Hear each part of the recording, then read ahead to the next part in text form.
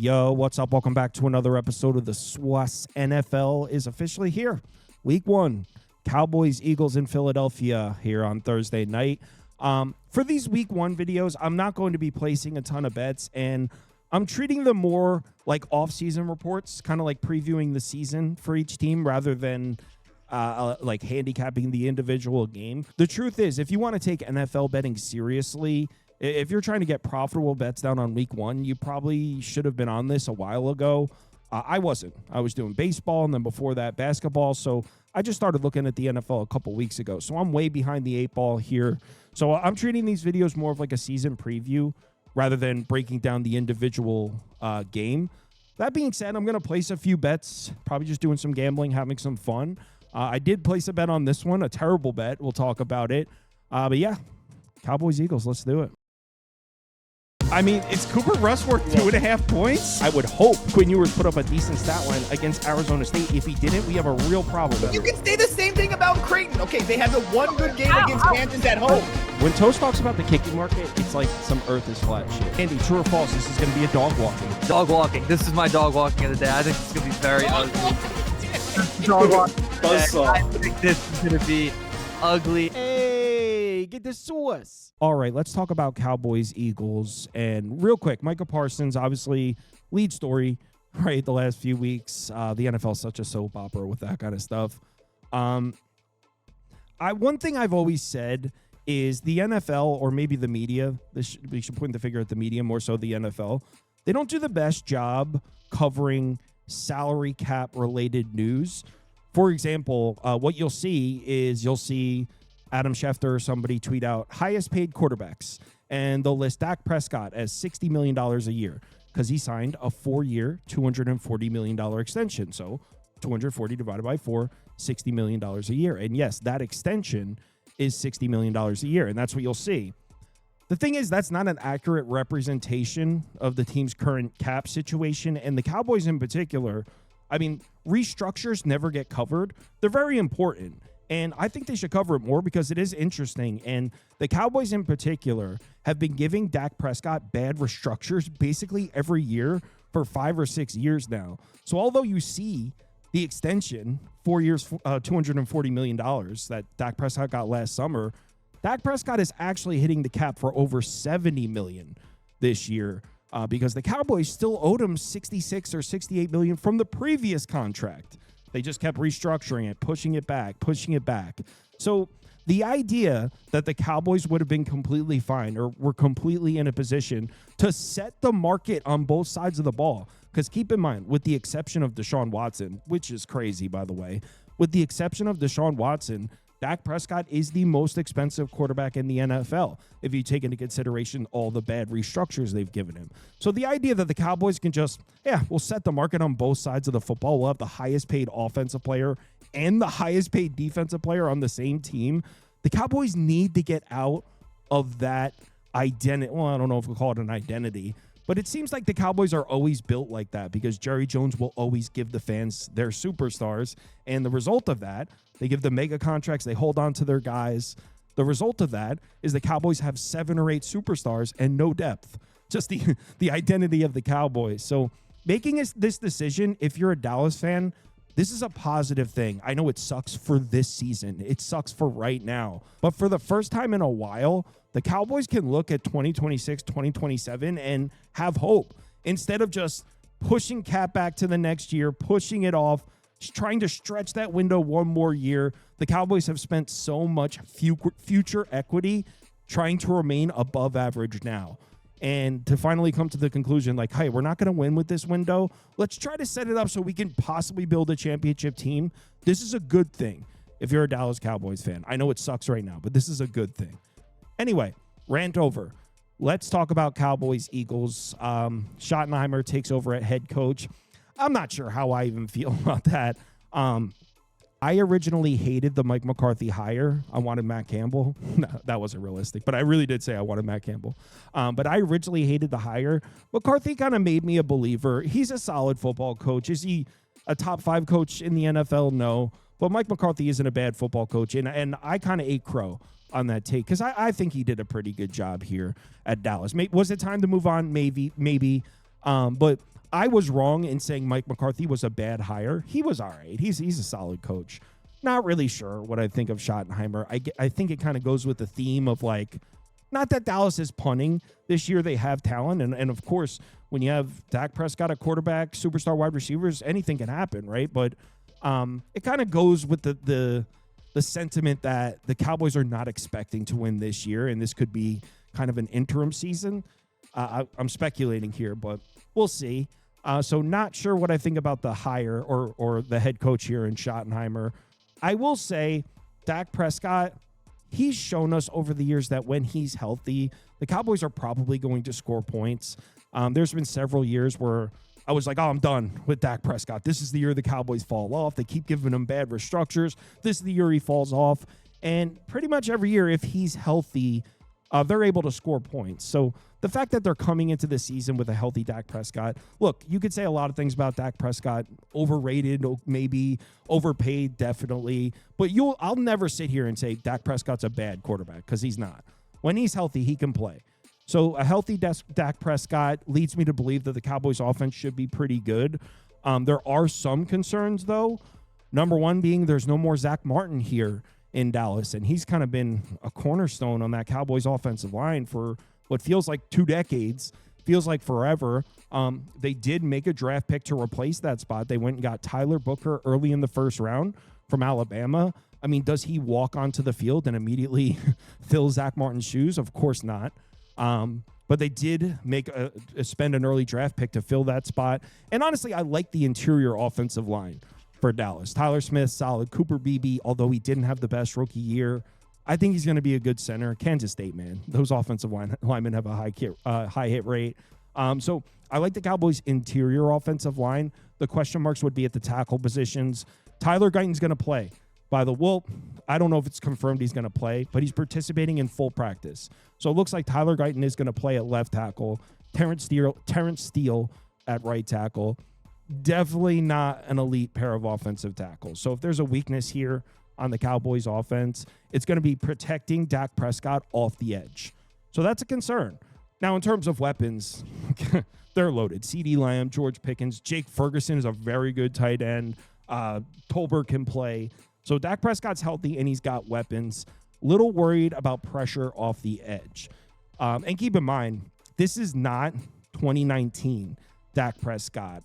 Veteran Dak Prescott, not that he's bad, but he certainly doesn't seem to have the same mobility as he did as his younger self.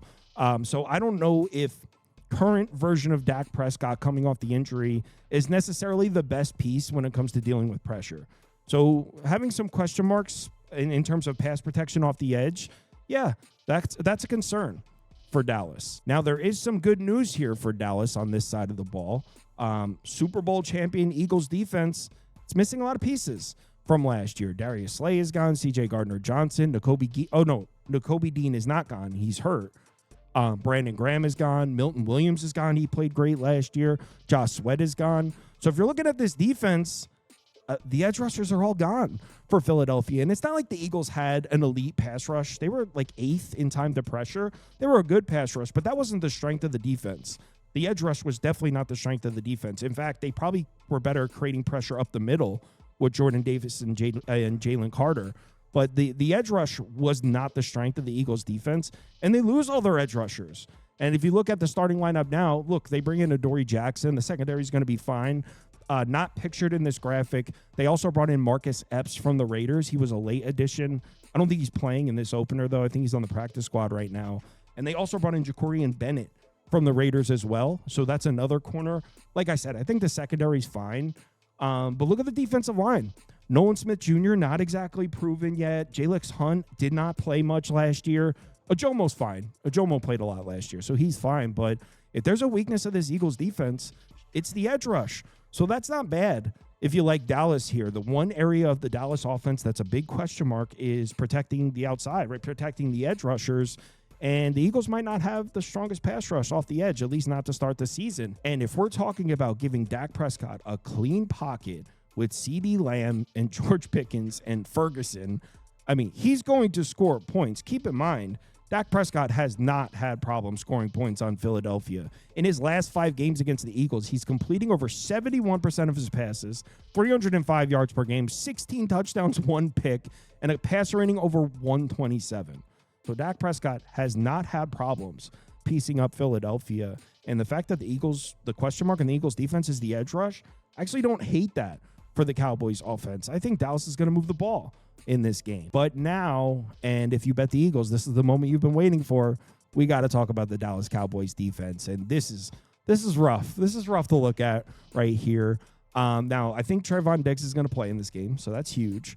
But obviously, the lead story, Micah Parsons, DeMarcus Lawrence, both gone. Overshawn's hurt again, unfortunately. The linebackers are gone from last year. Jordan Lewis is a cool corner for them. He's gone as well. So last year's Cowboys defense took serious hits. There is some good news, and I think because the Micah Parsons situation was such a media circus, right? It was talked about on TMZ, like it was just beaten to death by the media. I think there's maybe a kind of an incorrect perception of what happened here. Yeah, the Cowboys lose Micah Parsons, and it's terrible. The Cowboys defense lost a bunch of pieces. It kind of seems like people are thinking that this elite Cowboys defense lost pieces. Keep in mind, the Cowboys defense was terrible last year. They were 28th in yards per play, 22nd in success rate. They were one of the worst defenses in the NFL last year. So the idea that this elite Cowboys defense got hit for its pieces, I mean, this defense sucked last year. And DeMarcus Lawrence, yes, that sucks. He barely even played last year. He was injured in week 4, missed the entire season. Micah Parsons wasn't even 100% last year. I mean, I think he played in like 11 games, but no, I think he played in like 12 or 13 actually, but he was banged up in a couple as well. So Micah Parsons, you didn't even have him full strength for the whole year. I mean, you're looking at the linebackers, you lose Eric Kendricks and Vigil. I mean, who's to say Jack Sanborn and Kenneth Murray aren't upgrades at the linebacker position? I think they are. They also bring in Kenny Clark, a defensive tackle, in the Parsons trade. He's definitely an upgrade. So in terms of the new Cowboys defense, I think it's better than last year's defense. Not better than the whole roster, but I think this year's Cowboys defense is better than last year's based on the fact that last year's defense was a mess. They were so injured. And look at Sam Williams on the defensive end. I mean, this is a piece the Cowboys are excited about. He was a second-round pick in 2022. 2023, it was his second year in the league. He was kind of coming on, had 4.5 sacks, was kind of developing into a nice piece there on the defensive line. He missed all of last year injured.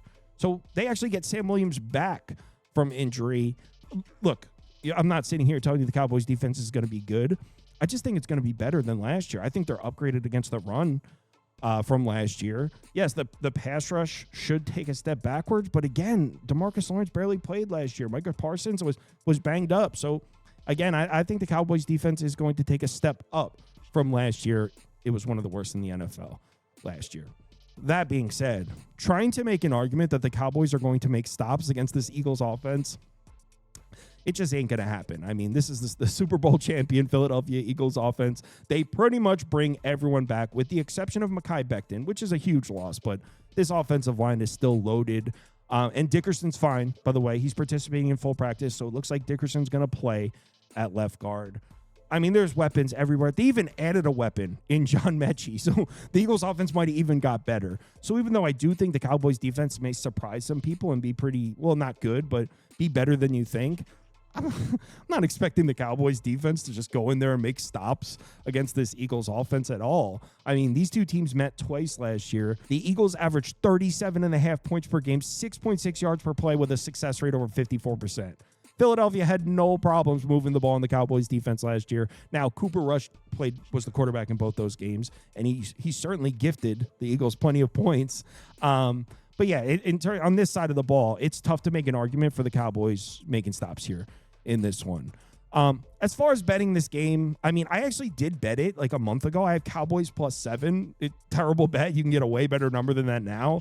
I'm not even sure why I bet it. Definitely an impulsive decision. I probably saw the +7, was in the middle of doing something for baseball or basketball and saw the +7. Like, oh, Super Bowl hangover, healthy Dak Prescott. Yeah, rivalry game, give me the +7. I don't even remember why I placed the bet, but I do have a Cowboys +7 ticket. As far as my pick for the game, I'm just gonna rock with my Cowboys ticket. I don't know. I'll say Cowboys. I don't know if I could say there's any value in placing a bet at the current price. It's going to be fun to watch. It's exciting for NFL to be back. Give me the Cowboys. What's the current number, actually? People want me to make a pick in the video so they can talk shit. Give me Cowboys plus 8.5 for the video. There you go. Let me have it, comments. Cowboys plus 8.5. Slight lean towards the over at 47.5 here. So, lean towards the over. Cowboys plus 8.5, over 47.5. But again, if you wanted to place bets into NFL Week 1 markets, you should have done it a while ago. Let's have ourselves a good one. Thanks, everyone, for watching. Keep your phone on. If you're on the text alert list, I'm sending those out at open. If you guys got the college football ones, we got some good numbers there. So these numbers open on Sunday afternoon for week 2. I'm going to be sending. So keep your phone on if you're on the text alert list. Everyone, have a good one. Welcome back, NFL.